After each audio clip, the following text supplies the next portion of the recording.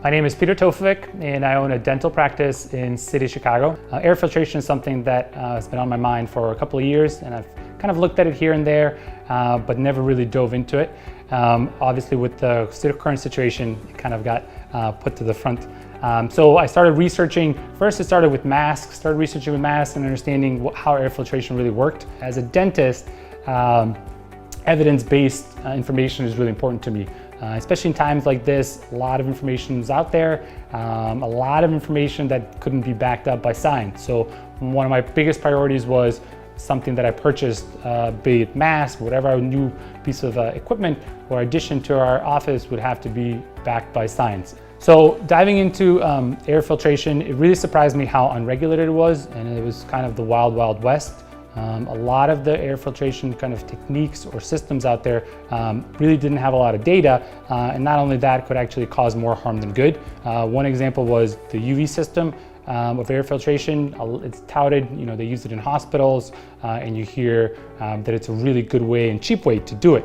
The downside of it is the production of ozone, which is going to be very, very harmful. It's actually regulated how much ozone needs to be in the air. So, it's something I kind of looked into and then pushed it aside because I just didn't want to have to deal with potentially causing more harm than good than incorporating that.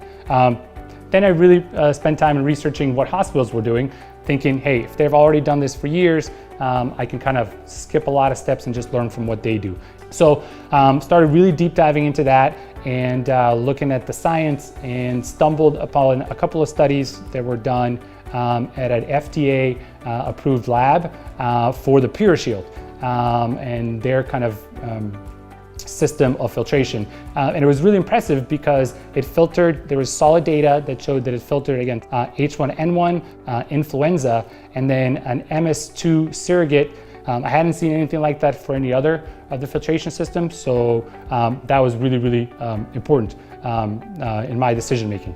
Once I saw the data, then the other factors that influenced me were the size of the unit, very limited space in a dental office. I previously purchased other filters that didn't have data but were kind of cheap, and I said, look, can't hurt to get at least some filtration in our office, but they're just the footprint of it, we just couldn't put them where we needed to. The other thing that I quickly realized that I wish those same units had wheels. Didn't realize how helpful wheels would be versus having to do our hygienist or even me having to lift the units and move them around.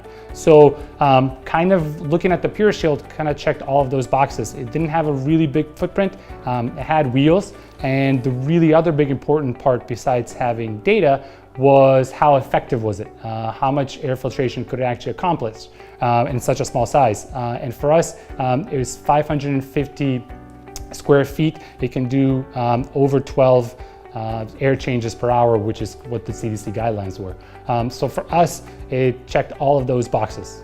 So looking into HEPA filters, which is the first thing we looked into, right? I want to have as close to the patient filtration as I can to limit really those same particles to get around the office. And that's where the PuraShield really is something that will help us do that. So the way we're going to do it is that we'll have a PuraShield in each of our rooms.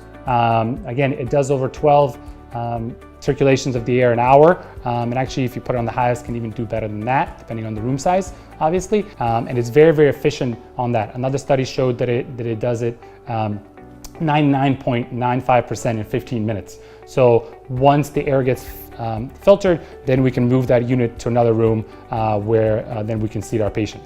So infection control at our office, like everybody's office really, it's always been very, very important to us. And with the COVID-19, obviously that's changed a little bit in the sense that we're adding additional steps to our infection control. Our infection control was really primary concern with taking care of bloodborne pathogens for us up until now, but now air filtration, at least in our practice, will remain a permanent addition to our infection control even after the COVID-19 crisis passes.